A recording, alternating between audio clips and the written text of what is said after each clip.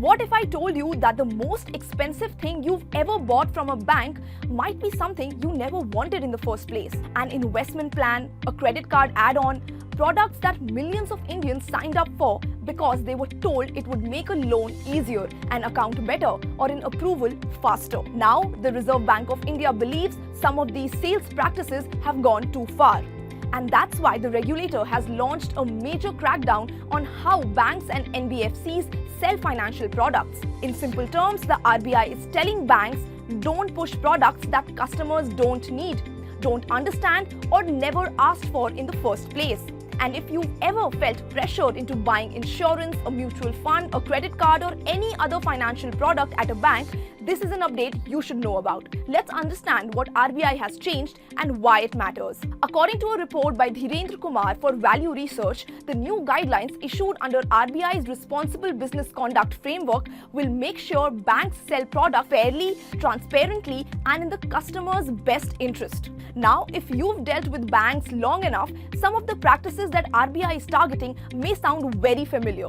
Let's start with one of the most common complaints. Sir, insurance le lijiye, loan jaldi approve ho jayega. Technically, it sounds like a suggestion, but many customers feel they don't really have a choice. This practice is called forced bundling or linking. Under RBI's new rules, banks cannot make one product compulsory for getting another service. A loan is a loan. An insurance policy is an insurance policy only. The two cannot be unfairly linked together. Now let's move online. Suppose you're applying for a credit card or opening an account online. You keep clicking next and next without paying much attention. Later, you discover you've also signed up for an insurance cover or some add-on service. How did that happen? Because the option was already selected by default. This practice is known as basket sneaking. RBI has made it clear that customers must provide clear and explicit consent. No more pre-ticked boxes. No more hidden add-ons quietly slipping into your application. Let me now give you a familiar phrase. Offer ends today. You've probably heard this one too. Sir, आज ही लेना पड़ेगा, कल से offer बंद हो जाएगा.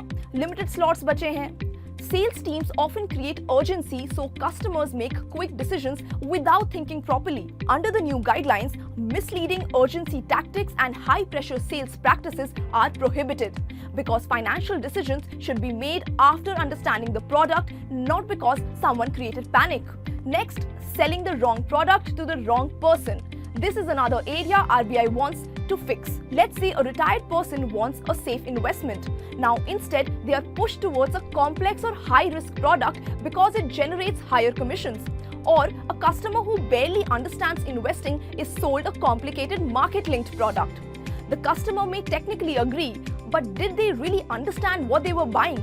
That's the question. RBI now says banks must ensure products are suitable for the customer's needs, financial goals, risk appetite, and understanding. In other words, just because a product can be sold doesn't mean it should be sold. Another common complaint is discovering important details only after signing the documents. Maybe there's a lock-in period, maybe there are penalties, maybe there are changes that were never properly explained. RBI now wants banks to clearly disclose all important information in simple language. That includes charges, risks, lock-in periods, penalties, and other key terms. The new guidelines also include several additional safeguards. Banks will have to properly record customer consent. There will be tighter controls on sales incentives so employees don't push unsuitable products simply to meet targets. Customers can raise complaints and seek refunds if mis-selling is established.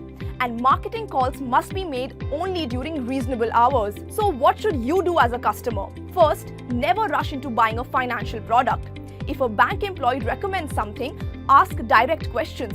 Is this mandatory? What are the charges? What are the risks? Can I get the same service without buying this product? Second, always read the documents before signing. And third, remember that saying no is completely acceptable. If you don't want the product, don't buy it.